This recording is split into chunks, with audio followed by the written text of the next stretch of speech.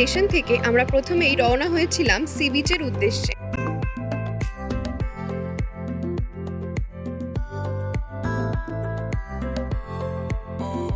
Marina beach আমাদের দেশের সবথেকে লম্বা বিচ, আর সত্যি সেটা নিজেও এবার অভিজ্ঞতা করে দেখলাম। যতই হেঁটে যাই মনে হয় যেন শেষই হয় না। চারিদিকে শুধু বালির সমুদ্রের মধ্যে দিয়ে হেঁটে চলে যাচ্ছিলাম আমরা অনন্তকাল ধরে। আর অনেকক্ষণ ধরে হাঁটার পর ফাইনালি আমরা সমুদ্রে দেখা পেলাম। তখন সকাল 11টা, আর ওই সময় এখানে দাঁড়িয়ে থাকাটা প্রায় অসম্ভবই হয়ে যাচ্ছিল। তবে এই বিচে একটা জিনিস লক্ষ্য করলাম যে সকালবেলা কোনো দোকানপাট, মানুষজন কেউই এখানে ছিল না, আর এখানে কেউ স্নানও তেমন করছিল না। তাই আমরাও আর এখানে দাঁড়াতে পারলাম না, আর আবার অতটা দূরত্ব অতিক্রম করে ফাইনালি বিচ থেকে রওনা হয়ে আমরা চলে গিয়েছিলাম স্নেক পার্কের উদ্দেশ্যে।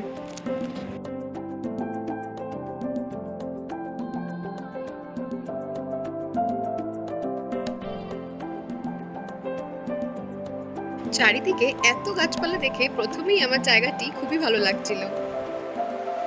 প্রাকৃতিক পরিবেশ তৈরি করেই এখানে রাখা ছিল বেশ কিছু ধরনের সরীসৃপ।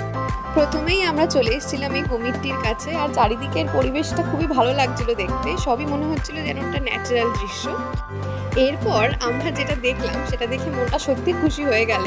এত বড় আকৃতির কচ্ছপ। দেখা যায়, এই দাঁত বের করা দেখা যাচ্ছে, এই একদিন দাঁত বের করা দেখা যাচ্ছে। সাধারণত সরীসৃপরা একটু অলস সময় কাটাতেই পছন্দ করে, তবে এখানকার কুমিরদের দেখে তা একদমই মনে হচ্ছিল না। এমনকি এই কুমিরটি তো আমাদের দেখে আমাদের দিকেই এগিয়ে আসছিল। এই প্রাকৃতিক পরিবেশটার মধ্যে দিয়ে নানা রকমের সরীসৃপ দেখার পর আমরা এবার রওনা দিলাম মহাবলীপুরমের উদ্দেশ্যে।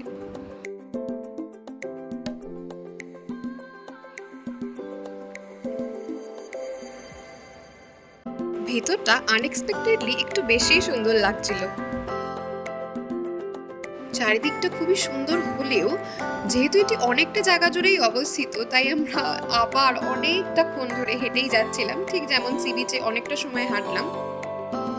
যদিও বড়দের জন্য টোটোর ব্যবস্থা ছিল, তাই মা এবং কাকু কাকিমা অনেক তাড়াতাড়ি সেখানে পৌঁছে গিয়েছিলেন। মহাবলীপুরম শহরটি সপ্তম শতাব্দীতে পল্লব রাজা নরসিংহ বর্মন প্রথম দ্বারা প্রতিষ্ঠিত হয়েছিল।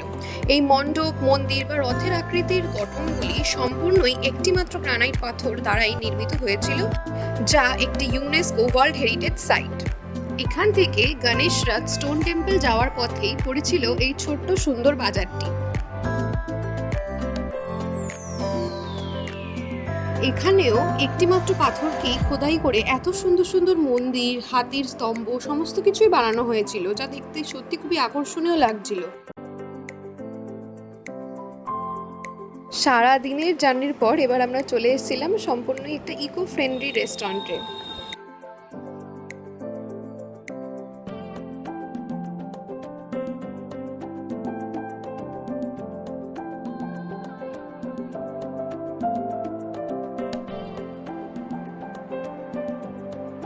এই রেস্টুরেন্টের অ্যাম্বিয়েন্সটা যেরকম সুন্দর ছিল তেমনই সুস্বাদু ছিল এখানকার খাবার, এবং প্রাইসটাও যথেষ্টই রিজনেবল ছিল।